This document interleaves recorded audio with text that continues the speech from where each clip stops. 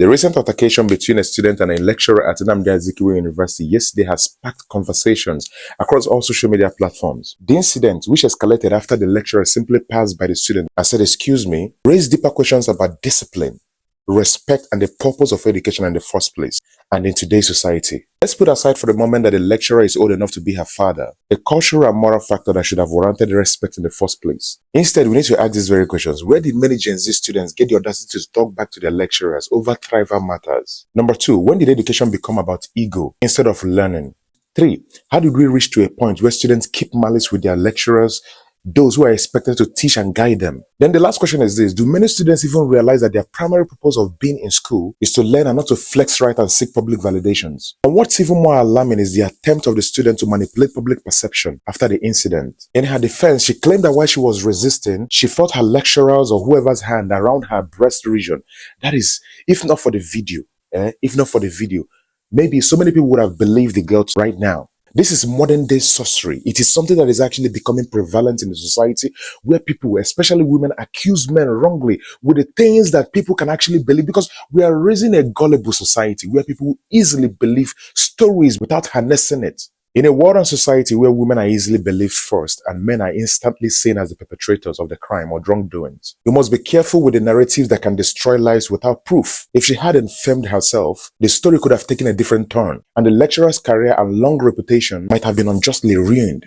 With what we saw in the video, it was a clear attack on the lecturer. Where did you even get the audacity to even fight him, to beat him? And you didn't stop there. You now went on to change or manipulate the narrative so that people can actually believe you. See, I do not understand what is actually happening, but this thing is becoming something that is common in the society, where women will actually raise their voice and accuse you outrightly with the very things they know that once they say, it's going to be believed. Now, you see, this very issue is not just about the university student. It's about home. It's about upbringing. It starts from home.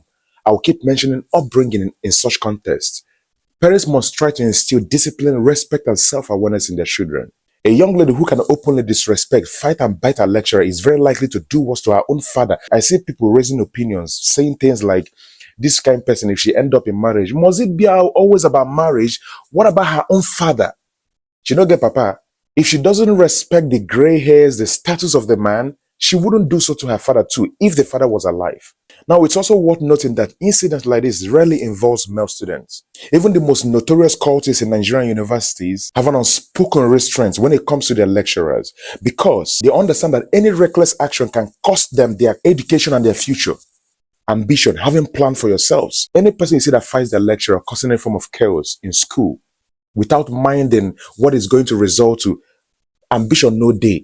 If you look into the bigger picture of the person, you get to see that the end goal of the person is just marriage. Training the girl child for just marriage alone. When you see a student have such restraints, such respect, such discipline, when it comes to where the lecturers and the people who are meant to guide and teach her are, this restraint comes from a sense of purpose beyond school. A quality that so many girls do not have today, mostly is found in male students. I will say this anywhere. We've raised girls to always believe that their highest ambition in this life is marriage. The real issue here isn't just about the respect for lecturers. It's about a lack of long-term vision. A student with dreams, ambitions, and a desire to achieve more in life will think twice before throwing away her education over unnecessary confrontation.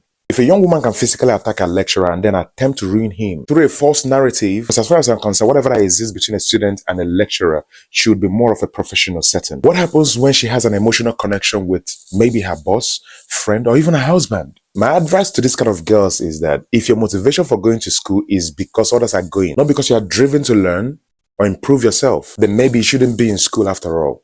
If your highest ambition is marriage, if your highest ambition in life is marriage, just go and learn a skill. It's still a good thing. Go and learn a skill so that at least you build something meaningful and be proud of your accomplishments before just being somebody's wife. Education is not just about acquiring certificates. It's about building character, discipline, and a future beyond today.